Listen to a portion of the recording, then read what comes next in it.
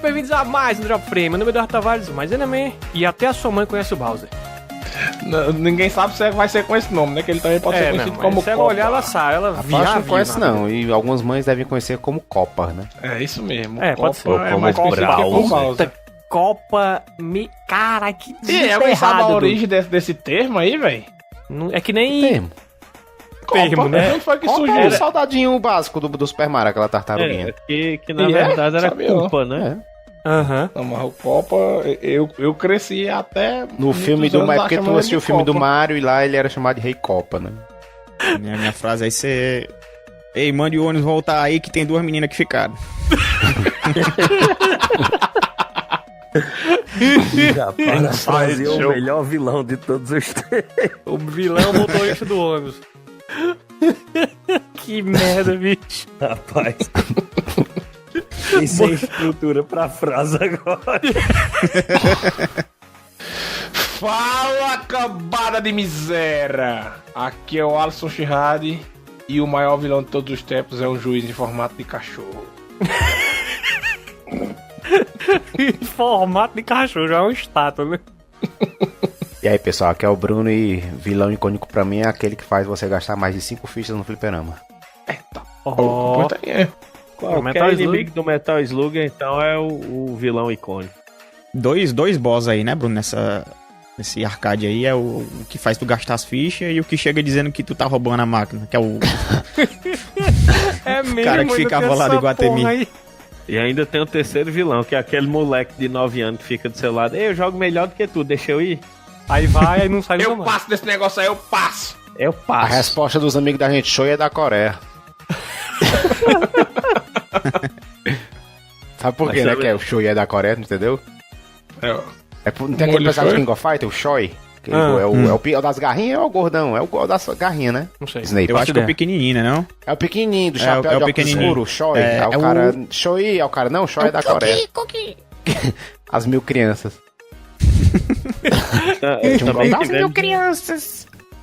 Também tivemos um vilão icônico aqui, que é o Eduardo, né? Que chegou...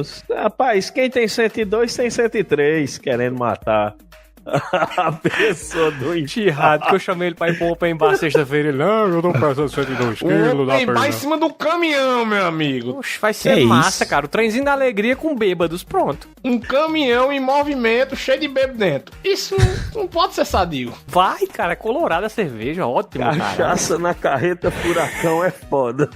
Sim, galera, estamos aqui reunidos dessa vez para falar sobre vilões icônicos, ou que pelo menos nos marcaram, né, que é o suficiente. No caso é o Bowser, que marcou você, seu pai, sua mãe, sua avó, que dizia que a televisão ia quebrar, todo mundo marcou. Mas antes desse programa, eu quero que vocês tenham conferido na descrição, nos sigam no Twitch e no Instagram. Twitch é twitch.tv/dropframe_ e o Instagram é @dropframepodcast, tá? Segue os dois lá.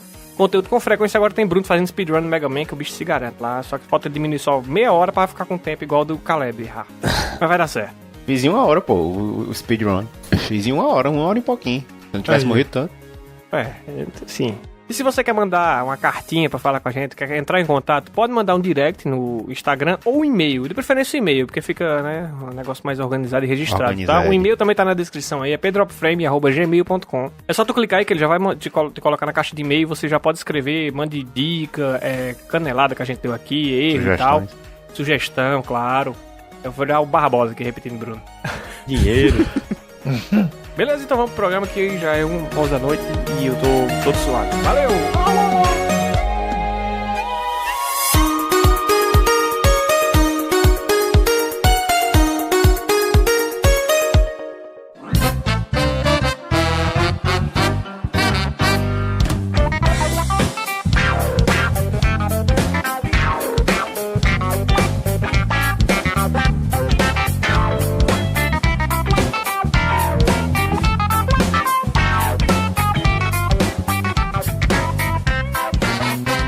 Galera, eu queria começar aqui puxando, ou falando a respeito do, talvez o vilão mais conhecido de todos os tempos, que é o Bowser. Como eu já dei uma pincelada na introdução, dizendo que sua mãe conhece ele, provavelmente ela conhece. Difícil. A minha conhece, o bicho, eu não vou mentir. A minha conhece. Eu mostrei o Mario, minha irmã tava duvidando. Mãe, não conhece o Mario, não. Eu digo, conhece. Eu mostrei ela e outros personagens, ela conheceu. Não sabia o nome, né? Mas sabia quem era. Inclusive, ela apontou pro lagartão como vilão. Também não é difícil, que o bicho tem uma cara feia, né? Você olha, é fácil. Você olha aí, mas você vê como ele é cat, assim, é fácil de você, mas se bem que isso não é. Não, mas vamos falar a verdade. Tem um vilão que não preenche nenhum desses requisitos, né? Que é o Robotnik. É verdade. Ele é só um velho gordo, 1 quilômetro de bigode. Saudações, E Átila! 102, quase 103. Caralho, o bicho, ele parece ele com um bigode. Eu acho que aquele do meu malvado favorito era igual a ele, né, meu Deus? Caralho. Que ele é daquele formato, bicho. Só o corpão grande, as perninhas finas e o bigodão ruivo. Sim, mas o vilão que eu queria começar aqui, fora essa pequena conversa antes, realmente é o Bowser. Que apesar de tudo, né, dele realmente não ser assustador, ele não é... Ele é só mais... Talvez funcione, eu posso estar errado. Persistente. Mas é o mais persistente, sim, com certeza. Porque ele tá aí desde 30 anos que o bicho tá aí. Todo jogo do Mario é ele. Mas ele sempre consegue. Mesmo O maioria plano, dele, joga. cara, ele sempre sequestra a princesa. O Mario não consegue estabelecer uma equipe de Será guarda que pra sequestra? princesa nem fudendo, né? Isso Bicho, ela eu digo- vai querendo. É, eu digo que ela vai Dá uma querendo. pulada na Porque cerca, né? todo jogo, macho, o Mario chega lá e tá na jacuzzi tomando cerveja com ela, puta, chegou. Otário! Lá vem O baixinho da Kaiser. o baixinho da Kaiser, que vira nosso mascote, contando esse ritmo, viu? E a Nintendo já até tentou dar voz a ele no Mario Sunshine, né? Não só ele, como todos os personagens ali, o filho dele, o Copa Jr., né? O Bowser Jr., que diga. Tanto ele como o Bowser Jr. tinha voz, era bem esquisito, cara. É, um negócio... Era, bem... Olha aí. Até, Mais até hoje ele esquisito, fala, mas não com voz, né, de ator. É só a balão de diálogo e o grunhido, né? Faz só o grande clássico que você ouviu agora, e é isso. Mas esquisito é você lembrar que no Sunshine, uma das conversas dele é ele com o filho, depois que ele perde, ele dizendo: Filho, eu tenho que lhe contar a verdade sobre a princesa. Aí o menino: Eu sei, pai, ela não é minha mãe, mas eu queria que fosse. Porra, meu irmão. Eu não lembrava disso. É sério, Cara, é sério isso. Nossa senhora, velho. A galera tava no LSD pesada quando tava vendo essa Rapaz, parada já aí. tava todo mundo desconfiando, aí os cabos deram uma passada de pano aí pra poder... Essa rapariga não é minha mãe? E é o cabo que não assume os outros filhos, né? Também, que ele tem aqueles outros, os Copalinks, né? Principalmente no Super Mario World, né? Você vê que tem os bosses de cada castelo, cada Ghost House são tipo os filhos dele. E ele não assume os outros? Rapaz, nunca mais deram as caras, né? Só deram as caras no Mario Kart. Pois é, isso é uma coisa que não é explorada nos outros jogos, então é meio que... Não se sabe se é uma coisa que foi tornada canônica depois, ou se ele só não aproveita. Canon de né? Tem canon de Mario, bicho? Cano de Mario tem vários. É, atira muito, né? Não, só sério, essa daí eu vi, deu pra ver, viu? Mas tem, Acho que tem o coisa Bowser- canônica de Mario, tem não, pô. Tem. Não, tudo tem é uma porção canônico, de coisa que... Sim, tem uma porção de coisa que são consideradas, ó, tipo assim, dependendo do jogo, dependendo do universo, aquilo consta como o oficial do que eles são, de como eles fazem em cada jogo, em cada sequência, tem uma certa cronologia, não é? Eles não levam a sério, né? É, Mas a tem o consistência. Mario Odyssey, ele leva muita coisa que aconteceu no Mario 64 em consideração. Eu não vou dar spoiler aqui, mas tem um mundo lá específico que eles dão muita referência ao que ocorreu no 64. Sério? Massa, ó. Eu acho que o Bowser, dos inimigos do Mario, das figuras icônicas do Mario, se você for perguntar pro pessoal da sua família, a minha pelo menos eu acho que é assim. A minha mãe não vai saber quem é, mas se for perguntar ao meu irmão, o pessoal que jogava comigo na época, mas hoje em dia não joga mais tanto videogame, eles não vão chamar de Bowser, vão chamar de Copa. Era a linguagem de locador, chamada de Copa, né? E não tá totalmente errado, né? Porque ele é como se fosse o líder dos Copa, que é uma raça na verdade, né? Então meio que pegou esse nome pra ele no Brasil. Era como o pessoal se referia.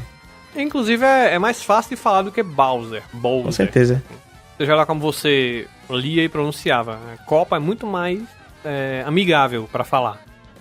Eu acho mais legal. Tem como é. chamar Kano do Mortal Kombat de Cano. Puta que pariu, eu ficava puto.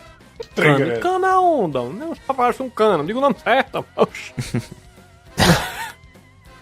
You think you can keep up with me? I've got you now, Tails.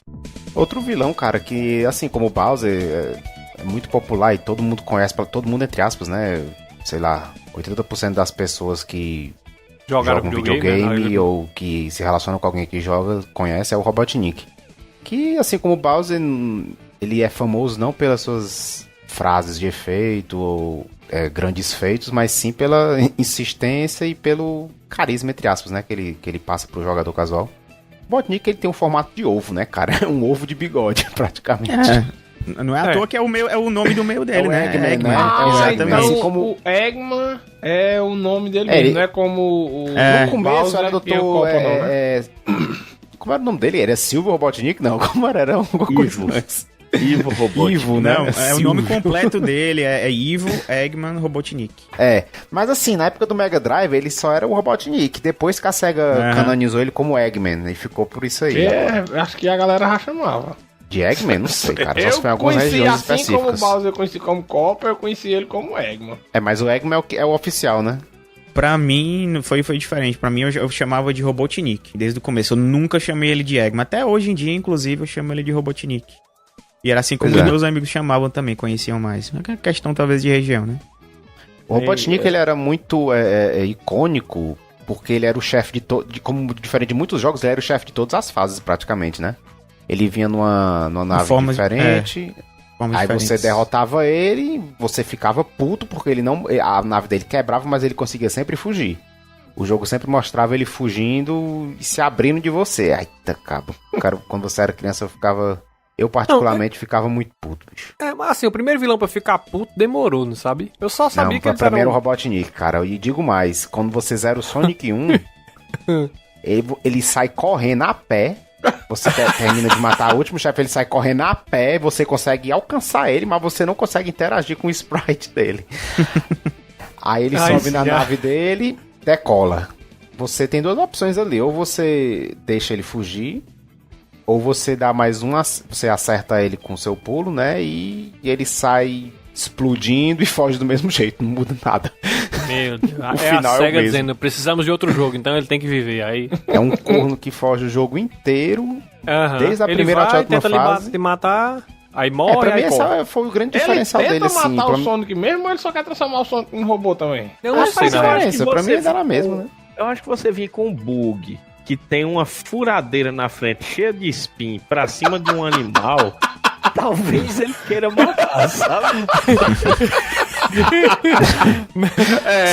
Sempre me pareceu, né? Assim, Eu só acho que... Porque assim, se ele não matar furando, talvez alguma roda daquele tamanho, que é do tamanho do Sonic, passando por cima, esmague. Eu não sei. Eu fico pensando às vezes, sabe?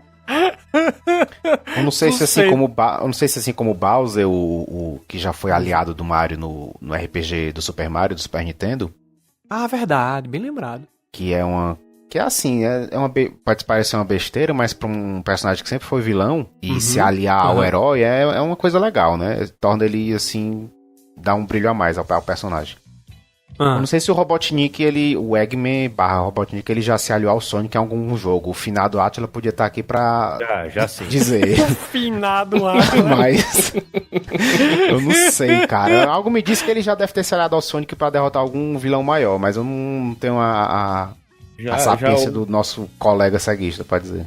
Já houve um momento de se aliar, mas assim, no fim das contas, ele se torna o vilão novamente. Como deve ser. Talvez você derrote o inimigo em comum, aí depois disso ele se rebela, né? Isso. O que é uma coisa correto, bem comum nos correto. videogames, né? A gente vê Mas o tempo a inteiro. pergunta que não quer calar. Seguindo a lore do Sonic, o Sonic A lore do seria- Sonic. É, a lore do Sonic. Olha onde é que aí, nós estamos aqui. Viu? Drop Frame também é conhecimentos obscuros. Toda a lore do Sonic, o Sonic seria um animal que consegue correr praticamente na velocidade do som. Sim, bem rápido. Lembrando agora que no primeiro Sonic, o Sonic Master e Mega Drive, existe um momento se não me engano, a fase é chamada Scrap Brain. E você chega no momento onde você vê o Dr. Ivo Robotnik, vulgo Eggman, vulgo gordinho da carreira amuada. Você chega lá e vê ele fora de qualquer máquina e você, com o Sonic, vai correr atrás dele e você não consegue porque o Robotnik corre mais do que o Sonic. Um velho de 50 anos, gordo, com as canelas da Forma final de e ovo. caneta. Já infartando em formato de ovo. Cara, ele corre mais do que o Sonic e você não alcança nunca. Você pode ir, se tivesse o Super Sonic lá, Você podia ir voando. Você podia ir no F-22 se você não ia pegar ele na carreira. Que nossa. Correto. Ixi, Maria. Acho digno. E aí, você fica frustrado. Eu, a partir daquele momento, eu queria parar de jogar, porque, pô, eu tô jogando com um mendigo aqui que nunca vai pegar um gordo. O gordo. Tá correto. E eu sou gordo, não é uma gordofobia no O momento. vilão tem que ter poderes ocultos que fogem à compreensão da maioria. Não adianta. Olha aí. Rapaz, o dele é bem oculto mesmo. Com as pernas daquele, é o vilão equilibrista, né? Eu acho que o objetivo do Eggman, cara, não é derrotar o Sonic, é pegar o Sonic e tirar o sapato dele pra ver como é o formato do pé dele. Eu fiquei triste. Eu fiquei triste porque naqueles jogos Mario e Sonic nas Olimpíadas era pro Eggman ter a velocidade no máximo. Porque esse jogo já provou que ele é muito mais rápido que qualquer um. Alguém tem mais alguma lore obscura aí do Sonic? Ou alguma Rapaz, arte? É engraçado está você. É engraçado você falar desses dois vilões que a gente falou agora, como o Atlas chegou e falou, não, ouvi direito a voz dele. Senta aí. Falar desses dois vilões, porque o Robotnik e o Bowser, nas suas respectivas empresas e nas suas respectivas épocas, leia-se anos 90, eram páreos, assim, eram bem, né, semelhantes. Eles eram os vilões das empresas. Mas não tem profundidade nenhuma, como o Bruno já falou. A gente lembra deles, sabe quem são, sabe que são os inimigos do Sonic e do Mario, respectivamente. Mas não tem, assim... falar o quê, pô? Bicho, esses que a gente pegou pra começar o podcast, é tipo assim, eles são muito icônicos. A gente, como tu tá falando, a gente lembra muito deles, mas não tem a profundidade suficiente pra gente falar das intenções deles, o que é que eles... A qual é o intenção do plano. Bowser a gente já sabe. Nesse último que Exatamente, jogou, a gente só já que a sabe. intenção deles é uma coisa muito simples, né? É tipo assim, não dá pra tu falar, bicho, esse vilão aqui é complexo e tal, isso aqui você tem que ver. Não, basicamente, tanto o Bowser como o Robotnik, o Eggman... São só bad guys. São tipo assim, um recurso do jogo só pra você chegar no final, enfrentar e acabou. Diferente de outros bad vilões que guys a gente vai ver mais pra cacete. frente que... Né? Como é? Só bad guys é o cacete, meu irmão. Porque você tem que ver que eles são dois playboy que não tem mais com o que gastar e estão estourando dinheiro no que vem. Que é isso? O Bowser é um dragão. Como é que tá chamando o cara de playboy? Pô, respeita aí o movimento, pô. Tá bom, ele é um play dragon.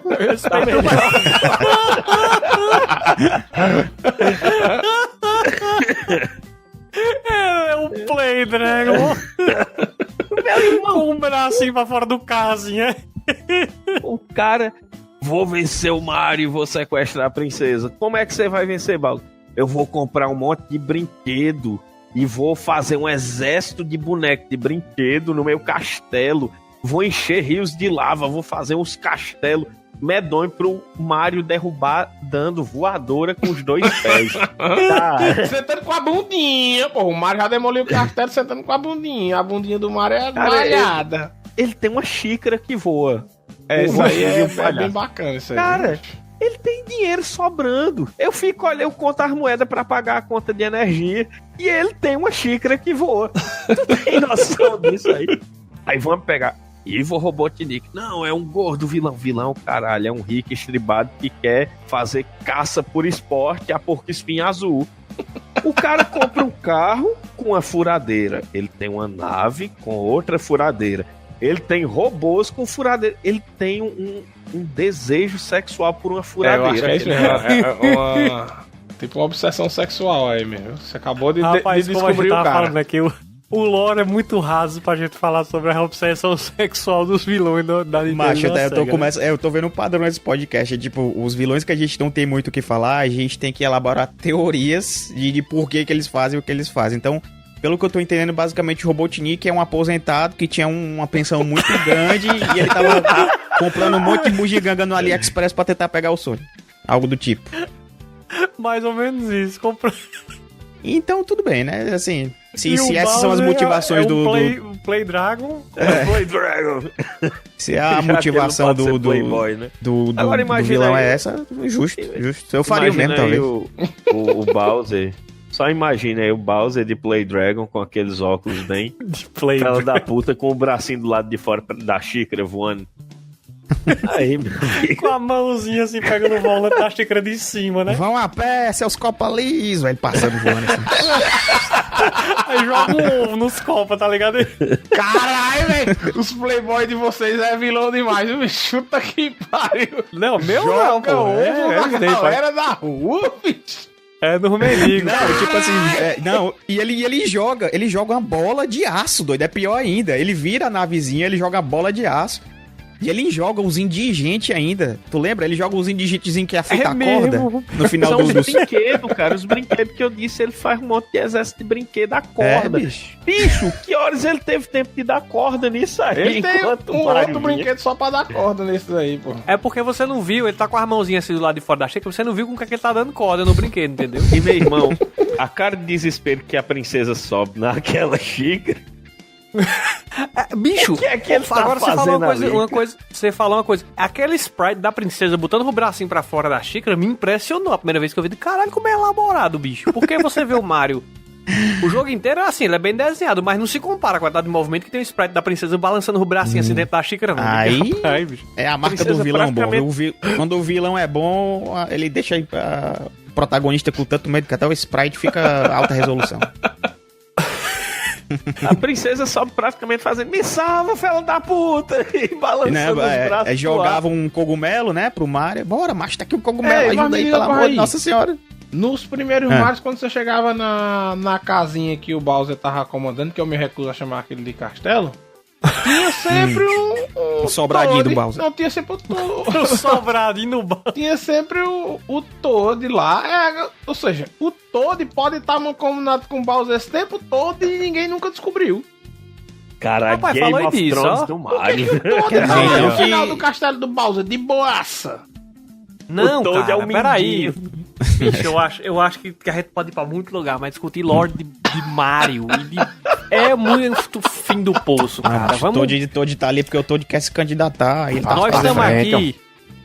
Nós estamos há 20 minutos falando num lore que não existe, cara. Vocês Macho, se a gente for tentar criar assunto falando do Bowser e do Robotnik, macho, vai ser isso. Não tem o que Sabe o falar, que não. A eu gente tô vai me ter que inventar um sentindo, sério? monte de putaria. Eu tô me sentindo no chão da locadora conversando com meus colegas agora.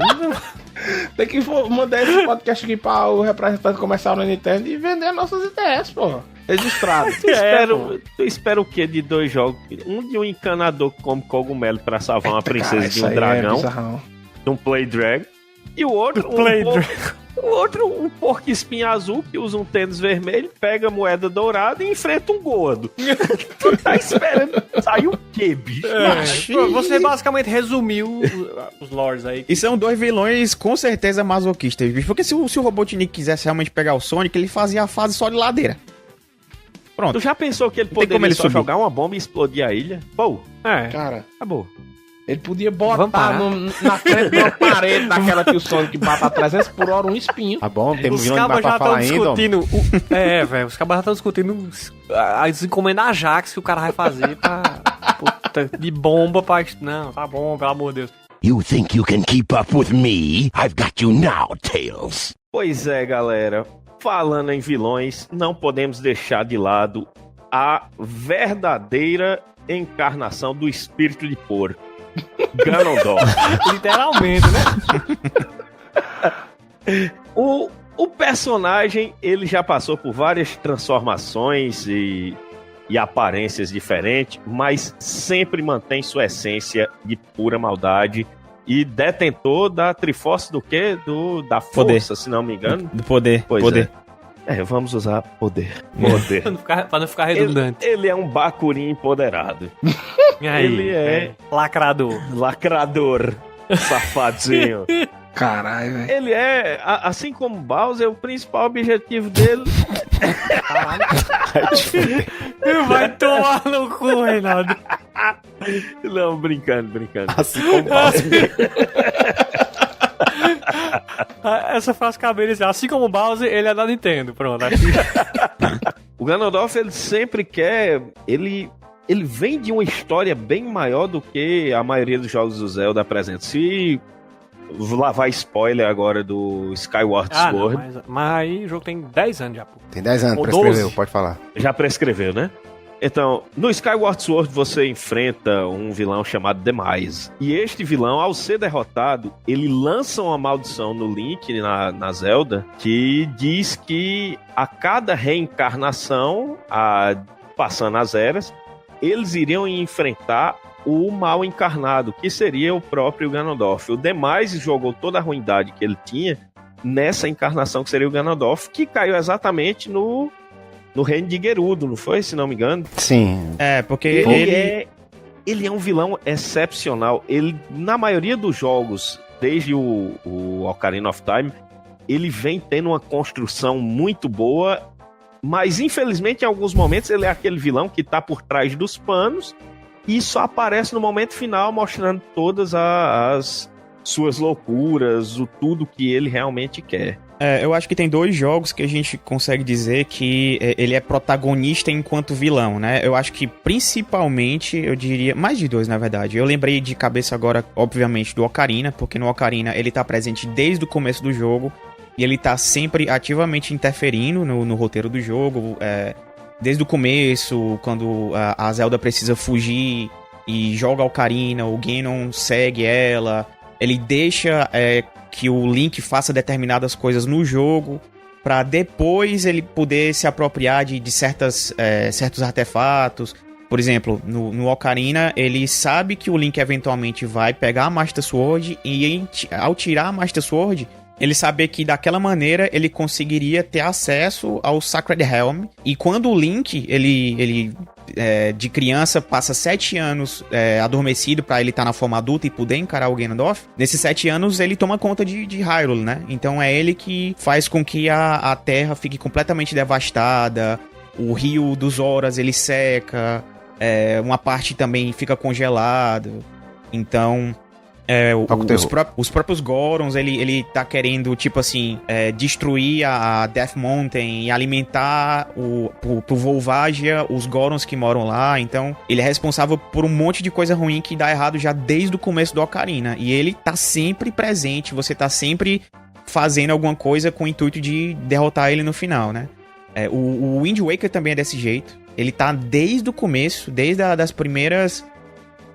citações do jogo, antes mesmo de você dar start na tela inicial, aparece ele falando que o Ganon é aquele mal que voltou a encarnar, né, novamente, e como o Link não estava presente para combater ele, o povo de Hyrule rezou para que viesse algum tipo de intervenção divina para que impedisse que ele dominasse a Terra, né, e isso veio em forma de um dilúvio, um grande dilúvio, que tornou a Terra aquilo que a gente conhece no jogo. Basicamente, o que ficou de fora é só o topo das montanhas, né? Então, no Ocarina, no Wind Waker, no A Link to the Past também, só que no A Link to the Past já um pouco menos, porque no começo o vilão do jogo, na verdade, é o Aganin, né? Que ele é como se fosse um servo do Ganon. Aí mais pra frente, mais pra frente é que você vai enfrentar o Ganon de fato, na forma porcão. O negócio desse vilão, o Ganon / Ganondorf, nos primeiros jogos ele era irrelevante, assim, era só um inimigo comum, era na linha do Bowser mesmo, tava ali pra ser a ameaça imediata. Ele roubou a Triforce e o Link tinha que salvar a princesa e derrotar ele. Isso aí só começou a ter um bom desenvolvimento, começou, né, a partir da versão do Super Nintendo. Aí, como o Snap já disse, no Ocarina ele se tornou um outro personagem, a Nintendo quis dar uma nova roupagem, tornou ele humano, entre aspas, né? Ele não era mais aquele monstro irracional. E essa forma dele no Ocarina é a forma que se tornou mais famosa, né? A que a gente conhece até hoje em dia, que é o que realmente... Quando a gente Brothers, né? E tudo mais. Quando a gente pensa em Ganondorf, né? Porque tem Ganon e tem Ganondorf. A gente conhece ele como Ganondorf nessa forma humana dele, que ele nasceu enquanto Gerudo. E ele é membro de... Ele é uma profecia, na verdade, né? Ele é sempre um Gerudo, né? Apenas um Gerudo... mas, tipo assim, o que a profecia diz é que apenas um Gerudo homem nasce a cada 100 anos. E aí, esse Gerudo... Isso. Esse Gerudo que nasce, ou ele vai ser um rei, ou ele vai ser o guardião do deserto, né? Então, por conta disso também, ele é cercado de poderes especiais que ele tem e tal. E... Enfim, os planos dele geralmente são consistentemente os mesmos, né? Só que em épocas diferentes. Sim. Ele é sempre uma reencarnação do mal, e essa reencarnação, ele sempre tem, quase sempre pelo menos, ele tem a Triforce, o pedaço da Triforce do poder na mão dele, né? O objetivo dele inicialmente era entrar no Sacred Realm para pegar a Triforce completa, só que quando ele toca na Triforce, a Triforce ela se despedaça, né? Aí o pedaço da sabedoria fica com a Zelda, automaticamente, e o pedaço da coragem fica com o Link. E aí, tipo assim, em várias eras diferentes, como o Zelda tem várias timelines divididas, ele aparece em formas diferentes, de maneiras diferentes, mas o objetivo dele é sempre o mesmo, né? Ele é sempre, assim como o Link, assim como o Herói do Tempo, ele é sempre uma reencarnação que vai aparecer ali pra tentar dominar, e o Link vai aparecer pra tentar impedir. É basicamente Sim. isso. Diferentemente do Link da Zelda, o Ganondorf, ele é sempre o mesmo. Ele não... Tudo bem que ele é a encarnação da maldição do demais, né? Mas ele como personagem, ele é sempre o mesmo. Ele é geralmente selado, ou então derrotado momentaneamente, e ele retorna para atazanar os descendentes do Link da Zelda.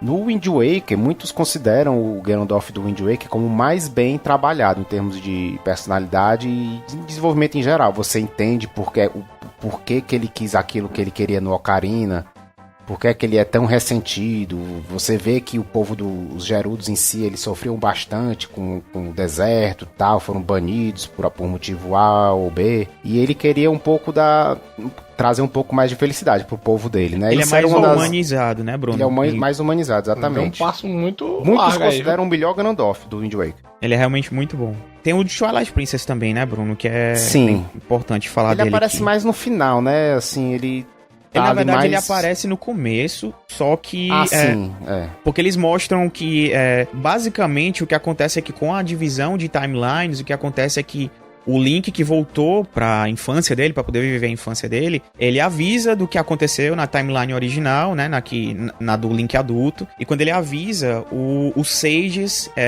eles tentam subjugar, eles responsabilizam os Gerudos pelo que aconteceu, ou pelo que vai acontecer. Sim. E aí tentam subjugar o Ganondorf, né? E aí que vem aquela cena que a gente vê em determinada parte do Twilight Princess, que é eles ao redor do Ganondorf, e um deles tenta apunhalar ele com a espada, né? Sage da água. Isso, exatamente. Ele tenta apunhalar com a espada dos Sages.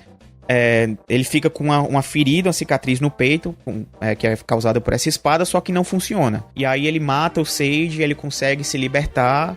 E a partir daí ele a tava trama... com a Triforce, ele tava com um pedaço da Triforce ali, eles não contavam com isso, né? Exatamente, é por causa da Triforce que ele consegue resistir ao dano da espada e não adianta. Eles tentam primeiro fazer isso, aí como eles não conseguem executar ele, eles mandam ele pro Twilight Realm, que é uma maneira de tentar conter ele. Aí daí é que começa, meio que desenrola a trama do Twilight Princess, né? Porque quando ele chega no Twilight... Isso, ele chega no Twilight Realm, ele se manifesta como uma força, que é algo mais parecido com o demais, e aí ele encontra no Zant uma secla que vai fazer meio que o que ele precisa. Trabalho sujo, né? Porque o que ele quer, na verdade, no Twilight Princess é juntar o Twilight Realm com o Light Realm pra criar uma sombra eterna, né? Basicamente. Só que aí a Midna, aí o Link conhece a Midna, aí a Midna tem uns poderes próprios e tal, com os artefatos, as relíquias que ela usa. Enfim, ele é bem explorado em termos de gameplay, eu diria, no Twilight Princess, mas enquanto personagem, muito pouco. Você escuta muito pouco dele falando de exploração da personalidade dele. O design dele é muito legal, a forma final dele é bem bacana no Twilight Princess, mas... Sim, é uma boa luta final. Apesar de fácil, mas... memorável. Isso, mas ele não tem o mesmo desenvolvimento anteriores. Essa versão do Twilight Princess foi utilizada no Smash Bros. Do Wii e do Wii U. Sim, foi o aspecto mais icônico do Ganondorf, né? O design dele ali foi o que ficou, né? É a versão que ele não tem aquele nariz grande que tinha no Ocarina of Time, nem parece um porco em primeiro momento. Nariz grande ele tem, só não é pontudo por causa que tem mais contagem poligonal. Mas não é aquele que o do Ocarina of Time, ele era bem pra frente mesmo, era quase um bico já. E a cara do Ganondorf, se você olhar a versão do Twilight, ele tem uma cara, o nariz dele é grande, mas é pra baixo mesmo, como se fosse chato. É como o do Wind Waker também é desse jeito. O nariz dele é mais... É mais ao pra invés de ser pra baixo. frente, é pra baixo. Pois é. Inclusive, eu acho o design dele no Wind Waker, ele com aquele roupão, é bem diferente do Mais que a gente gordo, estava né? acostumado, mais gordo, mais corpulento. Eu acho muito massa esse design. Assim como praticamente todas as escolhas de design no Wind Waker, eu acho lindas, casam muito bem com o estilo do jogo, sabe? E o Ganon tá bem diferente, mas tá muito massa, tá muito imponente nesse jogo, né? E a presença do Ganondorf no Twilight Princess marca como a última aparência do personagem em si na franquia Zelda. Nunca mais ele apareceu, cara. Vai fazer o quê? Foi em 2006 que saiu o Twilight. A gente já tá Isso. a gente já tá praticamente em 2019.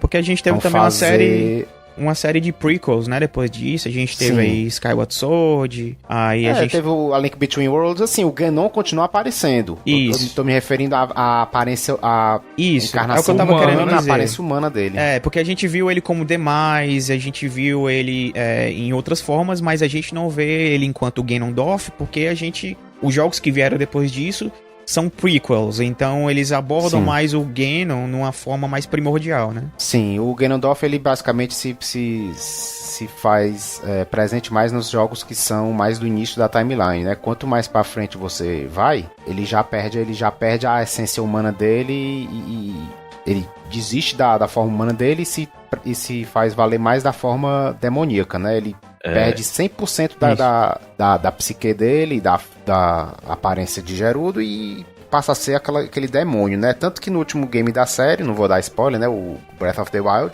a Nintendo trata o Ganon como mais como o Sauron, cara, do Senhor dos Anéis. Ele é uma força que tá ali, Eles tratam até como uma entidade de pura fúria e maldade. Sim, é uma entidade que tá ali, não tem forma física e tá destruindo tudo e ninguém sabe o que fazer. É uma força da natureza. É isso mesmo. Que não dá pra A parar, impressão entendeu? que eu tenho é como se ele fosse assim, ó.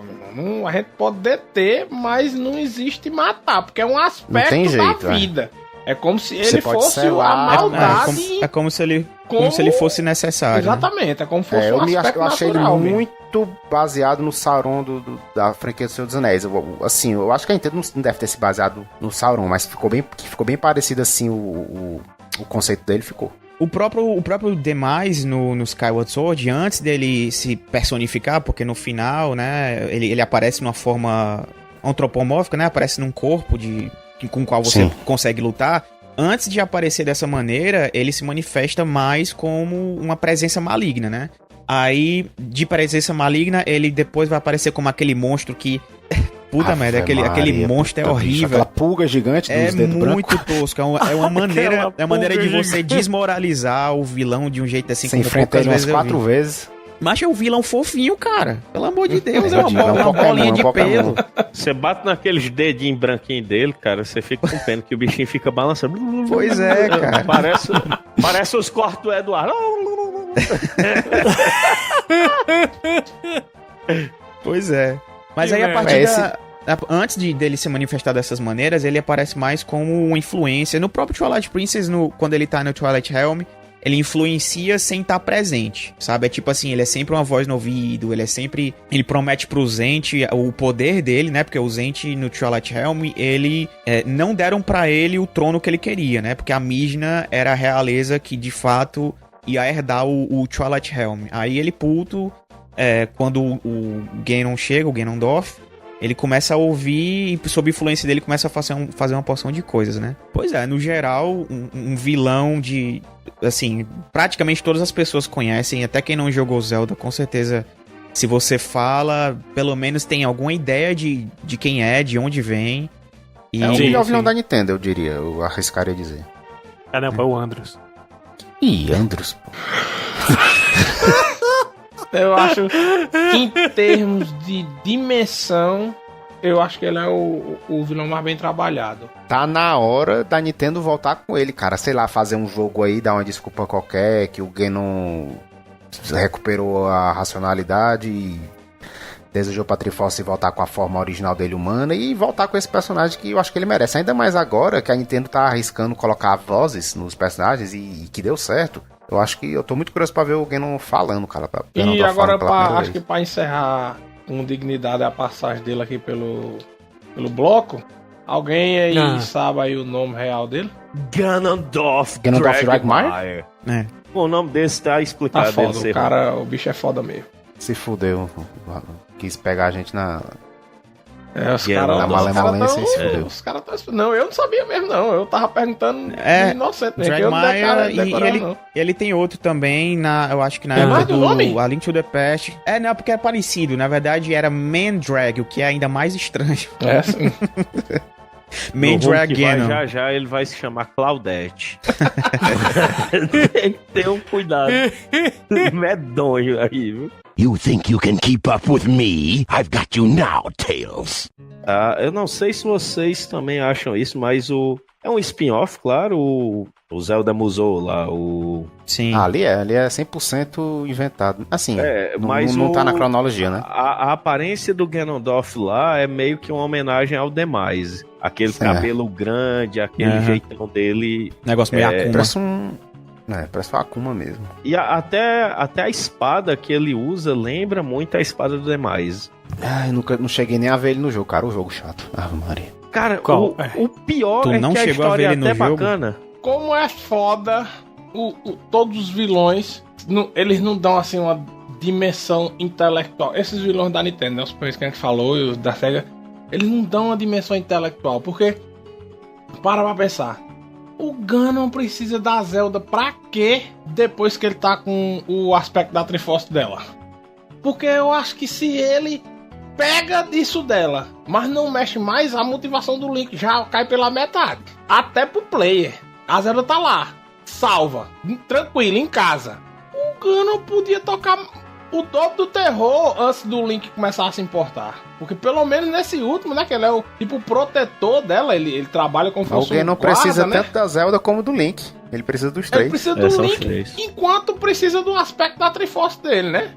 Mas pra tirar dele, meu amigo, tem que arrancar o braço, então...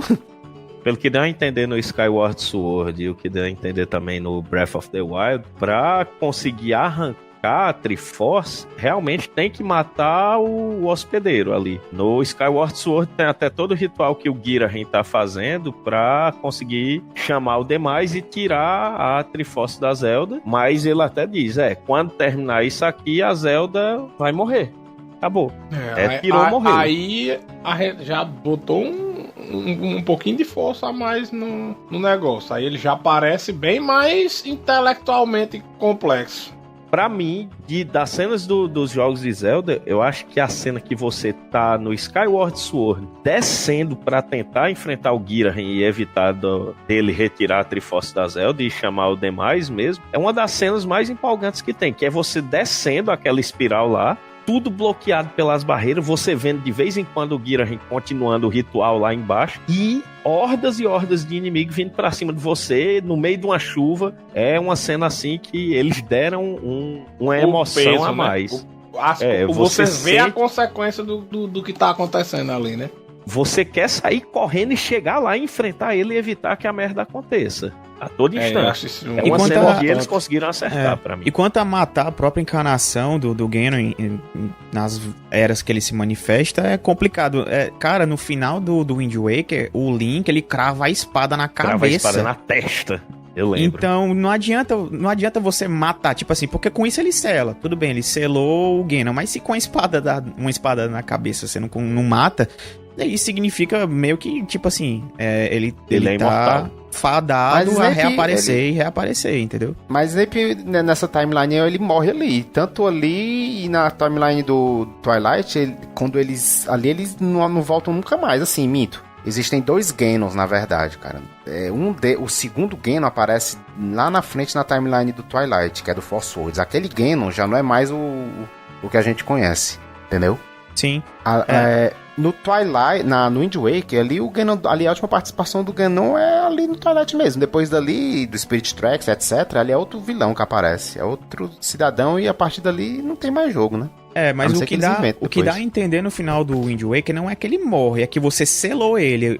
Se eu bem me lembro, quando você ele vira pedra, né? Você vira pedra. Nunca mais voltou. Mas onde está colocado o último? O último, eu acredito que seja na Defeat. Na Defeat é que o game aparece direto, cara. Demais. Tanto o Zelda 1, o Zelda 2. O Zelda 1 e o Zelda 2 do Nintendinho, eles são na Defeat, Timeline, e são lá na frente no futuro, sabe? O Ganon é tipo Copa, cara. O Bowser aparece direto. Ele ali, a galera não deu cabo nele, não, entendeu? Faz até pra mim, o Breath of the Wild é na Defeat. O Breath of the Wild, se você pegar quando você tá lá na região das Gerudo lá, elas até dizem, olha, há muitos e muitos anos atrás, mais de 1000, mais de não sei quantos mil anos, elas mais dizem, de 1000 imemoriais. Pois é. Aí reza a lenda, tem uma delas que diz, ó, reza a lenda que o Ganon já foi um dos nossos. E isso traz muita vergonha à nossa tribo até hoje.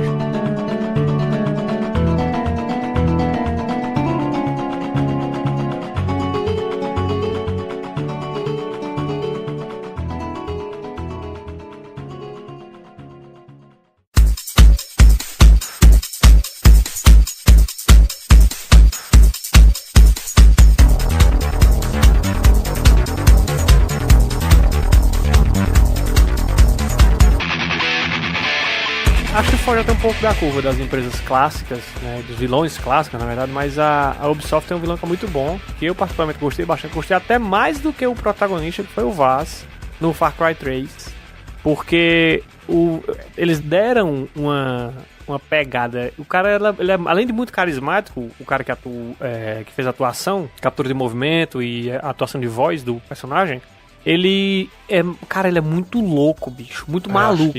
A Ubisoft explorou tão bem isso, essa insanidade dele, que antes do Far Cry 3 sair, teve uma pequena série no YouTube mostrando algumas, digamos assim, alguns crimes que ele cometeu na ilha, né? Tem um coitado lá que ele pega, cara, o cara vem à deriva acho que é do naufrágio, alguma coisa. Eu sei que ele pega o coitado na praia, bicho, ele fica zoando esse caba 5 episódios, cara, enterra o maluco, bota ele dentro, a cabeça dele dentro com um siri, com um caranguejo, pro caranguejo ficar mordendo a cara dele, com um balde assim em cima, afoga o cara, enterra o cara no lugar onde a maré só pra deixar o cara morrer afogado, sabe? A frase icônica dele é falando disso, mais ou menos, né? Tipo, eu já lhe falei da definição de insanidade. Ele diz, empurra o cara ele até fala, alguma vez eu já te disse qual é a definição de insanidade? Aí, insanidade é fazer exatamente as mesmas coisas e várias vezes esperando que isso mude. Ele sempre diz uma coisinha nesse rumo. Acho que tem quem disse isso aí. Pois é. Só que o Vaz, ele leva isso ao pé da letra, né, no jogo. Ele repete várias vezes as mesmas coisas, esperando que mude o resultado. Ele tenta lhe matar várias vezes, só que ele esquece a força do protagonismo que está com você, e você não morrerá. Nessa hora, inclusive, que ele profere essa frase icônica, que se você sabe a definição de insanidade, ele empurra com as pernas. Você tá amarrado e com um bloco de concreto amarrado nos pés pra dentro da água. E você, com a força toda, os poderes que o protagonismo lhe concede, como diz Reinaldo aí, consegue se safar e sair e tal. E o Vaz.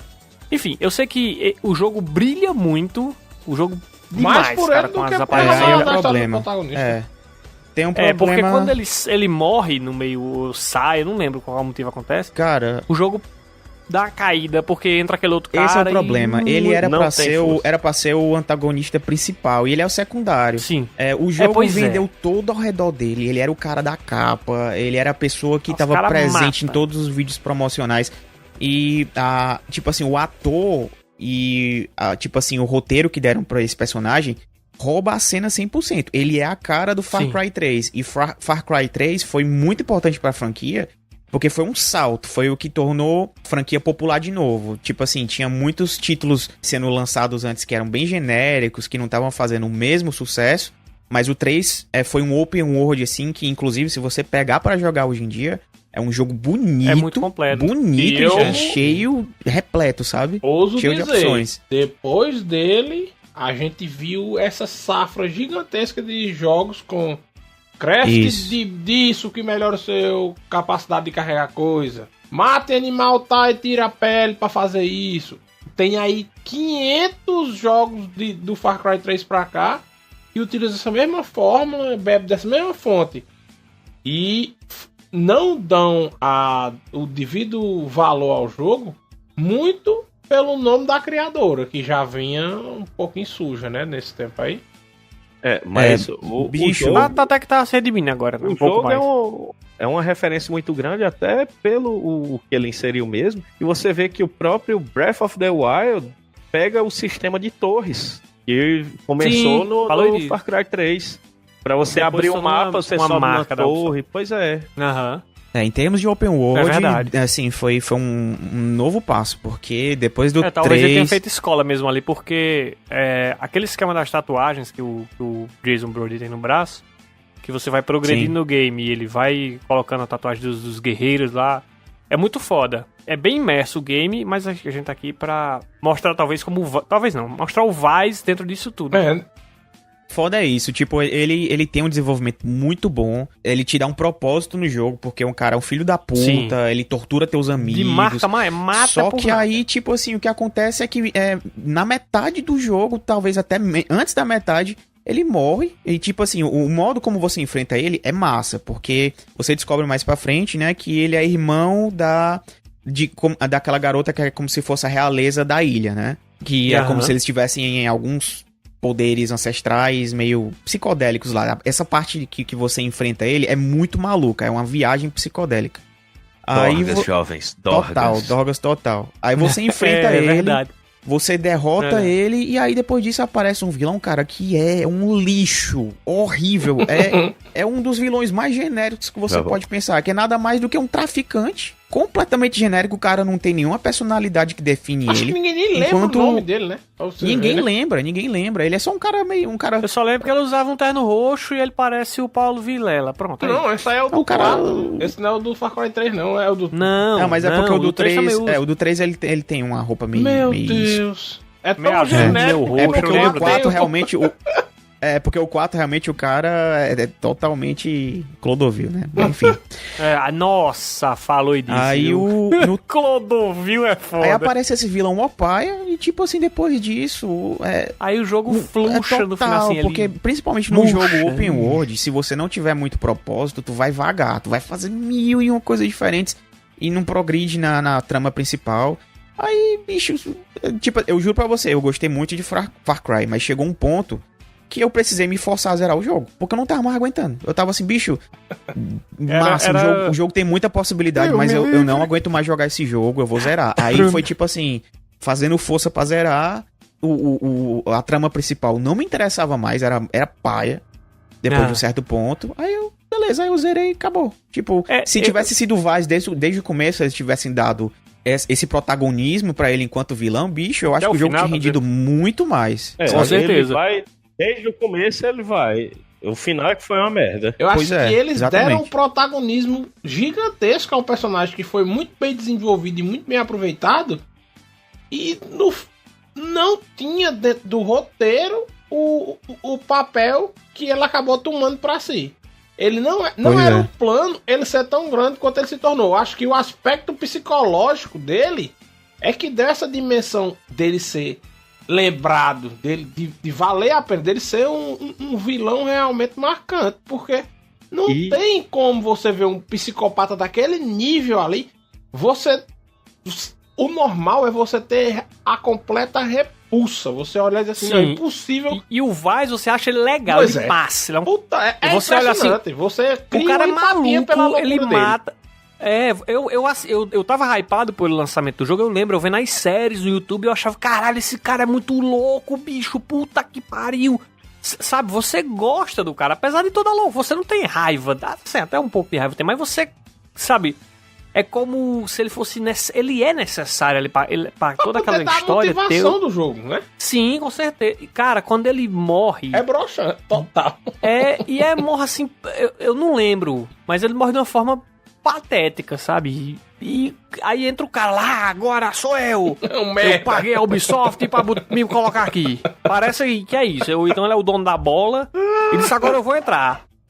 Porque, cara, tá bom, cara, vai aí. É nessa hora que você, como o Zé tava falando, você vai craftar bolsa, vai fazer code de arma, abandonar o vai... jogo. E bicho... E aí, você vai pegar os colecionáveis tudinho do mundo inteiro, vai vagar pela ilha, caçar de pistola, atropelar jacaré, vai fazer qualquer coisa, cara. Menção honrosa pra missão que você... São duas vezes. Não, eu falei menção e missão. É exatamente o que eu ia falar agora. Menção honrosa aí pra missão que você tem que tacar fogo na plantação de maconha. Que e aí começa a tocar um reggaezinho e teu personagem fica meio lombrado, é muito engraçado. É massa, viu? Cara, a bala cortando e você... Vocês consideram Trevor uma emulação do Vaz? Vocês não sentem assim um tracinho no Trevor de uma encarnação do Vaz, não? Eu vi assim tantas semelhanças. Eu tava jogando no GTA, eu olhava assim e digo, porra, bicho. É muito... Tipo assim, os dois tem muito esse traço meio de insanidade, de loucura, maluco, né? Um cara completamente né? inconsequente. Pronto, acho que inconsequente define, viu? O que eu acho interessante do Vaz, dentro dessa história aqui dos vilões que nós estamos falando, é porque todos os outros vilões, mesmo o Bowser,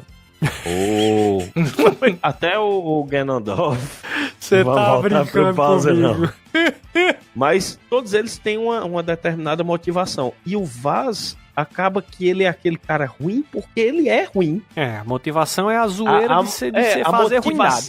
A motivação dele é gostar de fazer o que é ruim.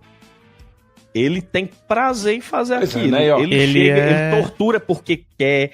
Ele chega pra você sabe a definição de insanidade? Aí começa a fazer o jogo psicológico com você porque ele gosta de ver as vítimas dele naquela situação. E tem você sabe detalhe, disso, né? Você sente isso na introdução do game, quando você consegue fugir lá com seu irmão naquele comecinho e ele dá um tiro no pescoço do cara e ele fica rindo de você enquanto você tenta estancar o sangramento, sabe? Ele manda você correr, ele não me mata. Ele manda você correr, ele diz, vai, corre. Ele é assim, ele run, Forrest, run! Pois ele é um agente do caos, né, cara? Ele não tem um plano definido. Ele, tipo assim, ele é uma pessoa completamente anárquica e é um cara sádico. E ele vai fazer o que der na telha dele. E é isso que ele faz ao longo do jogo inteiro. Em várias oportunidades ele te captura, aí tortura você, seus amigos, aí solta, aí aparece de novo, aí quer lutar com você. Ele é um vilão que foge completamente desses moldes, assim, de alguém que só quer sequestrar a princesa e, sabe, no final do jogo enfrentar o protagonista. Não é assim. Inclusive faz com que você... O inesperado, ele te pega muito de formas que você não espera, me repetindo aqui, mas isso faz com que só aumenta o seu interesse pelo game instantaneamente. Ele faz tipo, fudeu, vou morrer aqui, talvez porque você tem os poderes de protagonista, você não morra, mas... Você vê que ele tem várias, como o Zé tá falando, ele captura diversas vezes no game mesmo, cara. Ele, na moral, e aí fica, como é que se diz, conjecturando e falando as insanidades dele, não sei o quê, e aí te solta. Dá uma pisa em você e vai lá. E dentro dos outros vilões que a gente vai falar aqui, né, que já apareceram em sequências inumeráveis, Vaz apareceu em meio game, né? Meio game. E marca. Foda, né, bicho? Ou seja, que não... Pois é. São diversos elementos que vão fazer com que um vilão se construa na nossa mente como uma lembrança. Que eu não sei quanto tempo a gente vai ainda lembrar disso. Eu sei que o Bowser, o Robotnik e o Ganondorf a gente não vai esquecer nunca. Talvez também nunca esqueça do Vaz. Mas ele conseguiu marcar, botar lá o pontinho dele de destaque, aparecendo em meio game. Meio game. O próprio inimigo do 4, que tipo assim, ele visualmente ele chama muita atenção, ele se destaca, ele não tem o mesmo poder do Vaz de jeito nenhum. Não tem de jeito nenhum. Cara, aquele cara, ele é absurdamente carismático, aquele maluco que fez o Vaz. Ele tem uns trejeitos, sabe? A voz dele... Escolheram muito bem um ator pra fazer, cara. Aquele cara, ele não é o Vaz. Aquele cara, o da vida real, ele nasceu o Vaz e os caras só botaram atuar aqui, ó, pra mim. O personagem não existe, o personagem é aquele cara. Brilhou aquele demais. Cara. Porque o bicho é foda, mano. Puta Os que pariu. trejeitos dele é muito foda, cara, ele se mexe, assim, o jeito dele falar, dele... Sabe, ele fica articulando, assim, bota a mão na cintura e fala olhando pro chão, não sei o que, fala, puta, é muito foda, cara. É a mesma coisa do Steve Ogden, que é o ator que faz o Trevor. Sim. Onde você vê ele... É o Trevor. Ele tá em The Walking Dead, ele tá no escambalado, ele pode estar no que for, ele é o Trevor. Ele é o Trevor pra sempre. Pra sempre é o Trevor. ele ficou naquele papel. Ou talvez aquele papel tenha sido que nem o do Vaz. Foi feito pra ele. E aí, cara, seja você mesmo aí. Acabou. Tu fica só falando como tu fala. Ele surfa nessa onda até hoje, né? Ele tá até hoje curtindo a onda de Trevor. De vez em quando ele aparece por Los Angeles, loucaço, só de cueca e camisa Ele andando na fez rua. uma voz no Red Dead, cara, 2. Um dos pistoleiros, né? Ele faz a voz de um dos caras. É. Eu lembro, inclusive, que já dando a puxadinha pro lado do Trevor, que não é vilão, mas vale ser mencionado aqui, por conta da semelhança com o Vice, em alguns momentos, que ele, em alguns eventos de lançamento do GTA V, ele foi aos eventos e a galera dizia, Trevor, manda aí me fuder, cara. Aí ele vai lá, ele fica dizendo, o massa ele reluta, não, cara, não sei o que, vai. Do nada ele se levanta, vai lá, pega na camisa do cara e go fuck yourself! Ixi, a galera... Como é que, pô, bicho, eu fico sem entender. Tipo, vai dar um tiro em mim aí, bicho. Não quero não. Vai, pá, não chama morrendo, é foda. É desse jeito, sabe? Lembrou Borderlands agora. A A do missão cara lá. do tiro na cara. Thank you. Já- Shoot me in the face. Aí, pá. Thank you. You think you can keep up with me? I've got you now, Tails. Puxando aí o gancho, né? É o outro vilão que é porra louca total e sadismo em pessoa, né? Não tem nem como Alto nível. sair daí, né? Handsome Jack. Handsome Jack. Handsome Jack. Handsome Jack é a cara do Borderlands. Ele e o Claptrap são os dois personagens mais icônicos de longe pra mim. O Handsome Jack, ele é aquele cara que ele tem uma motivação. Se você jogou o pré-sequel, você sabe que ele não era bem um vilão, mas que ele vai se deturpando com o poder. Ele vai crescendo, ele era um empregado raso lá da Hyperion, e que ele queria salvar a Pandora porque tem isso e nós vamos achar o Vault, vai acontecer as coisas. Mas ele começa a ter os delírios, os desejos de grandeza dele, fazem com que ele se perca na virtude que ele tinha e acabe se tornando vilão. E um senhor vilão, um cara que não tem escrúpulos para alcançar os objetivos que ele quer.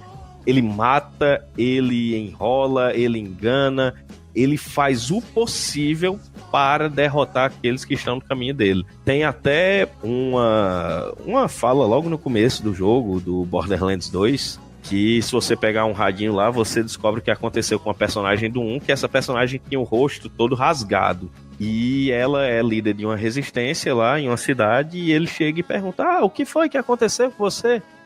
Ela diz, não, foi um ataque de um Skag que arrancou parte do meu rosto, não sei o quê.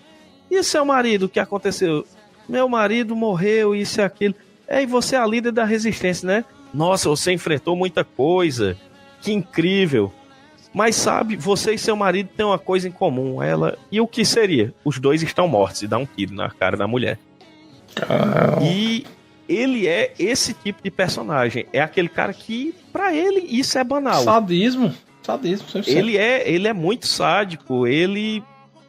Pra você ver o nível do personagem, pra ele conseguir o que ele quer, ele escravizou a própria filha. Ele pegou a própria filha e mantém numa coleira pra ela gerar energia, porque ela é uma Siren. E ele quer essa energia pra energizar a chave do Vault, que ele vem negociando há anos, pra conseguir, e dominar toda a galáxia com o poder do Warrior, que é uma criatura que ele quer invocar. E é o personagem. Pra mim, Borderlands 2, a série Borderlands não teria a mesma força que tem hoje, que existe até um certo hype em relação ao terceiro jogo, que vai aparecer aí eventualmente, mas boa parte desse hype se dá pela atuação do Handsome Jack no segundo jogo. Ele tem muita personalidade no jogo. Ele aparece ao longo do jogo inteiro naqueles audiologs, né? Que ele fica se comunicando com você. Você faz um progresso no jogo, aí ele imediatamente ele aparece falando, não, isso aí que você fez, na verdade, eu já tinha planejado que você fizesse, eu não me importo. Porque quando chega lá mais pra frente, vai acontecer isso, isso e aquilo. Às vezes ele se comunica com você só pra fazer piada, pra debochar do seu progresso. E então, assim, eles conseguiram dar muita personalidade pro vilão, né? Tipo, ele é escroto, é engraçado ao mesmo tempo. E Essa questão é difícil você antecipar os planos dele. Essa questão das piadas que você falou, eu lembro bem de uma cena também que você tá fazendo uma coisa, aí dá errado o que você tava fazendo. Aí o Jack, você errou! Ele entra em comunicação só pra dizer, você errou, você perdeu, vocês vão morrer, e agora vocês vão escutar uma música. Aí ele fica tudo em silêncio um pedaço, mas a comunicação ainda aberta. Ele, mas que merda, onde é que tá isso aqui? Aí dá um grito, Wilhelm, cadê o meu violino? Aí, droga, eu tenho que ir atrás. Aí passa um bom tempo, você vai lá na frente, você já tá fazendo uma missão lá na frente, aí ele entra em comunicação nada. Toma! Ele toca umas notas todas desafinadas. A música porque você errou. Aí ele fica quieto aí. Teria toda graça se eu tivesse achado o violino na hora certa. Aí sai do nada. Ele é um negócio assim que ele entra, faz uma piada fora de tempo, ele mesmo sabe que tá fora de tempo. Mas seria engraçado se fosse na hora. E fresca com você a todo momento. Eu lembrei de uma parte. Eu lembrei de uma parte do jogo também que é bem escrota. Ele é muito escroto, que quando você tá jogando 2, eu geralmente jogo Borderlands de Sniper. Eu joguei o 1 de Sniper e eu joguei o 2 de Sniper também. Eu gosto de investir em dano crítico com Sniper. Eu gosto de jogar de Siren. Aí no 2, quando eu tava jogando com o 0, né, você vai evoluindo no jogo e em uma certa hora você encontra o Sniper do 1, né, numa certa fase lá. E aí, à medida que você vai progredindo, você vê que o Handsome Jack, ele capturou a águia do Sniper do 1. Porque o Sniper do 1, ele tinha várias skills que dependia da águia, né? Você jogava a águia, ela causava dano elemental, era um monte de coisa. Era parte integrante da skill tree dele. Então, era o companheiro dele, né? Do Sniper. Só que aí o Handsome Jack, ele captura a águia. Acho que é o Bloodwing, né? O nome, se eu bem me lembro. Bloodwing. Captura o Bloodwing. Aí você tem que ir atrás do local onde ele tá guardando o Bloodwing, que é dentro de uma indústria lá, que eles estão fazendo todo tipo de experiência.